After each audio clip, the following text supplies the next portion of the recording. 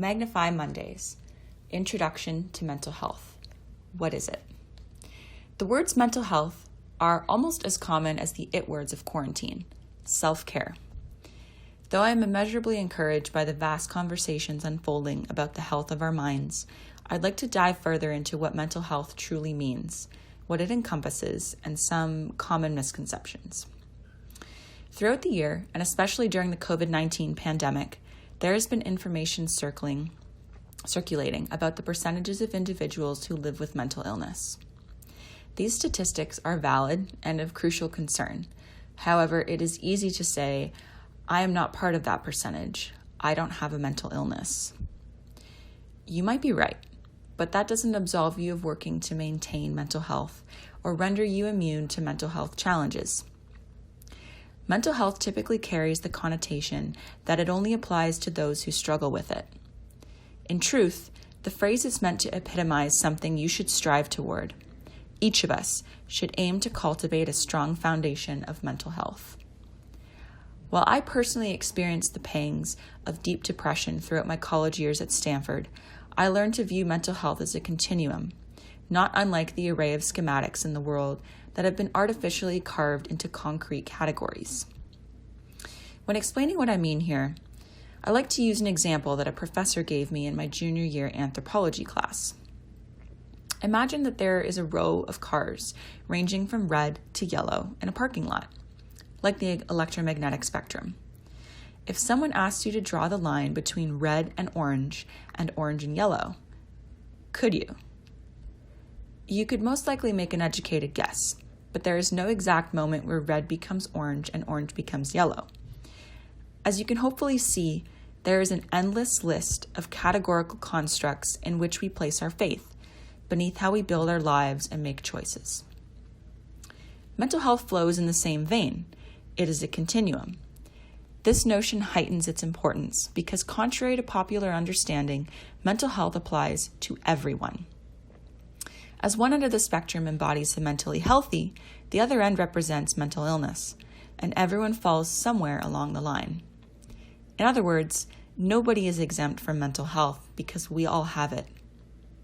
What differs between people is if it is positively or negatively shaping and influencing our lives. Let's take this a bit further.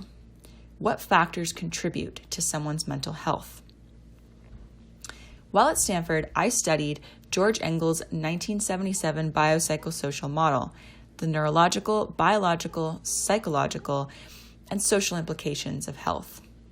In terms of mental health, this model requires a biopsychosocial balance for one to have strong mental health. When thrown out of balance, mental health concerns may arise. It is therefore important to consider all aspects of life when striving for optimal mental health. Of course, these aspects differ across many groups of people. The biological and neurological portion encompasses your genetic predispositions such as illness, trauma, hormonal balance, genes, and nutrition.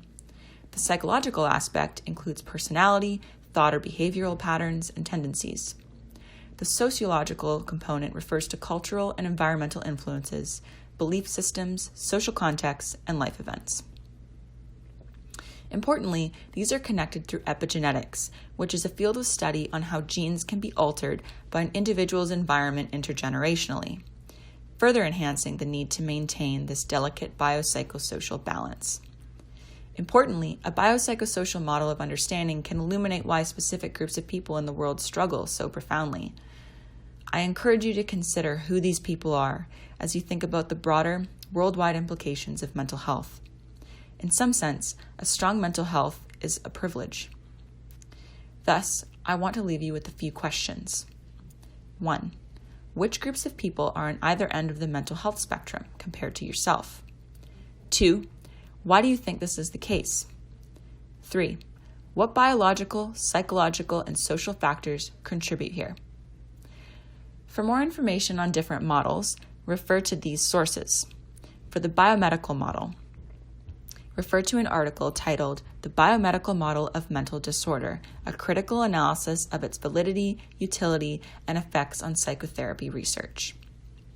For more on the biopsychosocial model, refer to an article titled Biopsychosocial Model in Contemporary Psychiatry, Current Validity and Future Prospects. Note, there is an argument to be made for psychological and social aspects of mental health being biological in and of themselves. Both of these models have their up and downsides. If you're confused or interested in a conversation, don't hesitate to reach out. Thank you for reading.